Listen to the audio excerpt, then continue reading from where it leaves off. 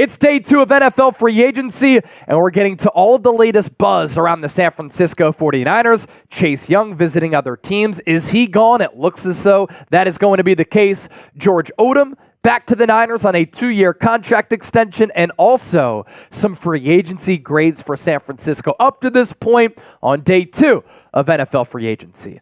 Let's begin with the latest around Chase Young. And yesterday, day 1, San Francisco really busy in targeting the edge rusher market, trying to bulk up their pass rush and be better against the run game with some defensive ends and signing Leonard Floyd, 2-year, $20 million contract, as well as Yetur Gross-Matos, a 2-year, $18 million deal. And when Leonard Floyd and Gross-Matos signed with San Francisco, to me that signaled that Chase Young was going to go elsewhere. He's going to be more expensive. He's going to have suitors. And I think the Niners were a little bit disappointed in his lack of production, but then his lack of effort as well. But because he was a Rookie of the Year, because he is a tantalizing player when he's engaged, trying, and he's only 24 years old, he will have suitors in free agency. And as of right now, he does. Ian Rappaport with this, that pass rusher Chase Young has added a Titans visit to his schedule.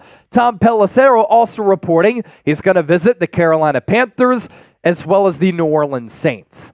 Trade deadline acquisition for San Francisco this past year, and he totaled 7.5 sacks all of 2023 with 7 TFLs. In the Super Bowl, we saw what he can be on a consistent basis if he has consistent effort. Had a sack of Patrick Mahomes, a TFL, as well as a quarterback hit. But sometimes that motor wanes. Sometimes that motor hits cruise control when you need to accelerate.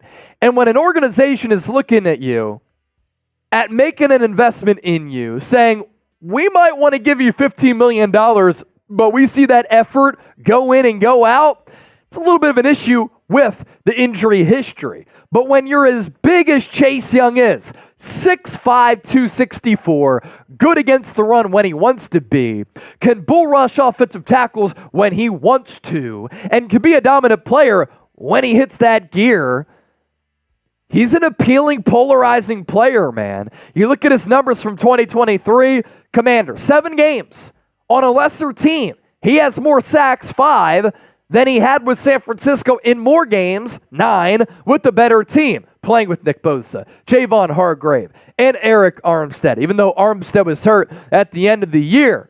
Look at what he's done throughout his career. I thought it was pretty telling that the Commanders take him number 2 in 2020, and they did not even exercise his 5th-year option.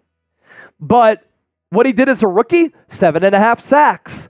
Then he hurts his knee in year 2, barely plays in year 3, and then he gets traded in year 4. And the buzz out of our nation's capital, we weren't happy with his effort. He didn't go with the full motor 100% all the time when we needed him to. And I think all of those things combined to the Commanders not exercising that 5th-year option and the Niners electing to move on. And Leonard Floyd is a player who I happen to really like. I think he's going to be cheaper than Chase Young. He has 4 straight years of 9+ sacks, so he's been more consistent. He's a little bit older, but more so than Chase Young, I like Leonard Floyd's energy level, his hustle, his attention to detail, ability to bend the edge, stop the run and set the edge, the athleticism to shake off blocks. He can run down quarterbacks, ball carriers as well, which takes hustle. And I like his durability. He's played 108 straight games. And when you combine all of that with him being cheaper and an NFL analyst and friend of the show, Brian Baldinger, saying Leonard Floyd is much better for this team than Chase Young, I think that's pretty telling right there. But again, not surprised that Young has suitors in free agency. We'll see if a team like the Philadelphia Eagles gets in the mix as well, but they decide to invest in Bryce Huff. They might trade away Josh Sweat, which could then lead to a Hassan Reddick contract extension.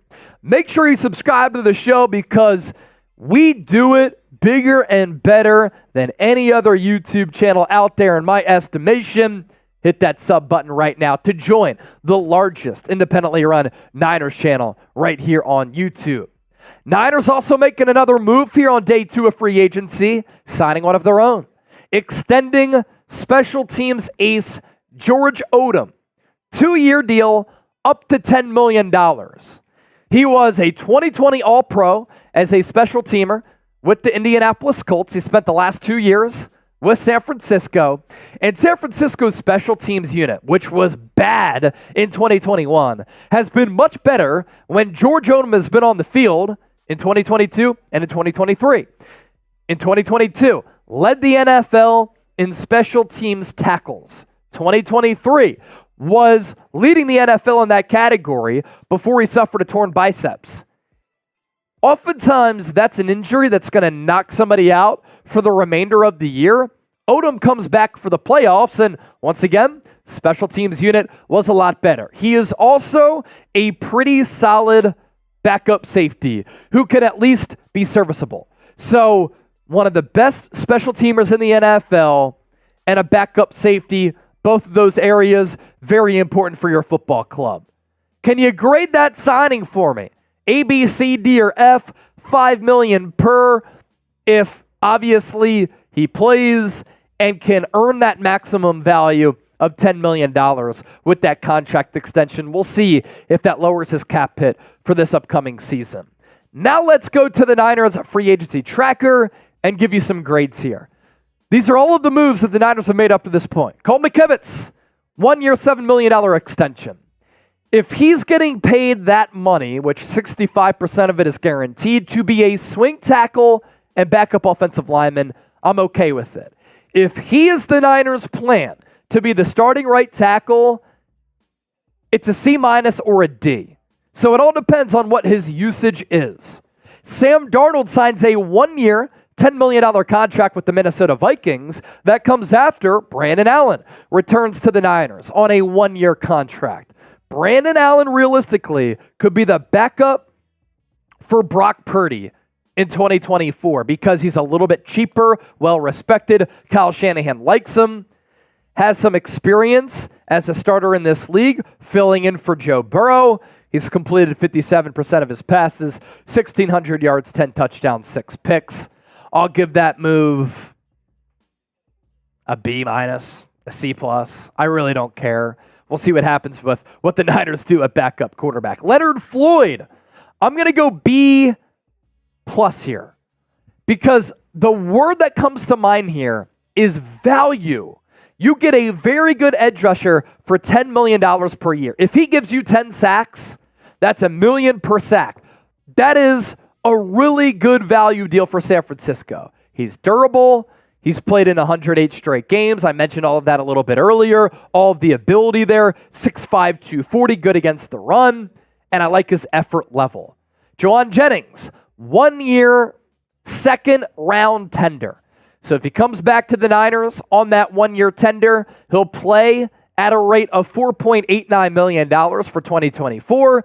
Him as agent Drew Rosenhaus and the Niners can work toward a contract extension if they want.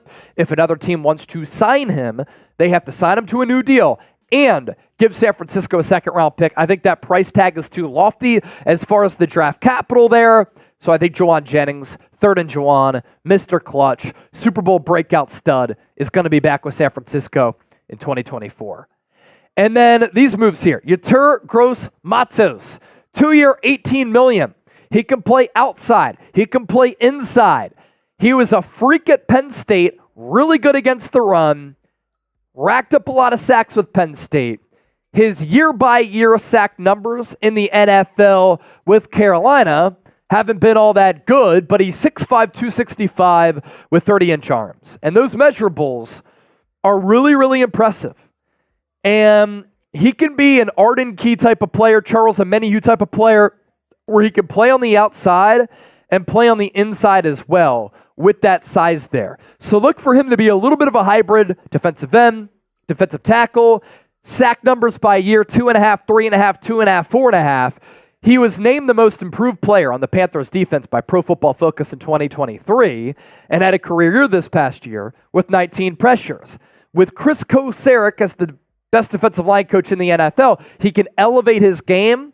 I'll give this move a C plus B minus, about in that range. And then George Odum discussed that move a little bit earlier. Special teams is a third of the game. It can win and lose you games. Think about how bad the special teams unit was in 2021 and how bad they were when Odum went out this past year. You have to lock down special teams, and you always want to have value options as a backup safety in this league. So, latest news on the Niners front, contract extension for George Odum, free agency grades right here on the 49ers Report. Thanks for watching, and don't forget to hit that sub button right now.